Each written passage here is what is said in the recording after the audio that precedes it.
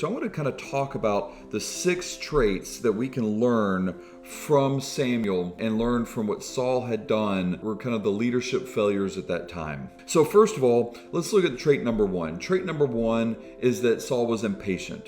You know, it says, then he waited, talking about Saul, waited 7 days according to the time set by Samuel, but Samuel did not come. So Saul said, well, I can't wait. I can't wait any longer. Saul showed a lot of impatience, and then that's when he did it. But what's interesting is even though it says that Samuel did not come within the allotted time, he actually did, because later Samuel showed up later in the day. All Saul had to do was wait to the end of the day, but he was impatient. He had to go ahead and act. And he acted foolishly because of that. Now compare this to Moses, but also look at Moses as a very patient person. He was dealing with a lot of people that did not know any better. You got to realize that when Moses was leading the people out of Egypt, they were slaves. They did not know how to govern themselves. They did not know how to be a nation or a nation state at that point in time. Moses had to deal with people who were grumbling. He had to deal with people who rebelled, not only within his family that tried to rebel and say, look, I don't think that you should really be a real leader, or, hey, you married the wrong person.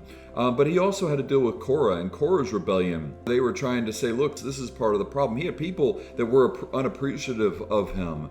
And there were several times where God got so frustrated, God said, I'm going to strike him down. And Moses went and prayed for the people to ensure that they were saved and that they were taken care of. And Moses, even then, what Moses kept him from getting into the promised land was actually Moses showed frustration and lack of patience. God told him to speak to a rock. And instead, Moses struck a rock and for them to get water. The problem is that Moses' emotional frustration, his impatience in that moment, again, kept him from going into the promised land. But Moses showed amazing patience, leading people, teaching people, doing the things that he needed to do in order to get people ready to move to the next stages of their life and in order to start the build of an amazing nation that came from there.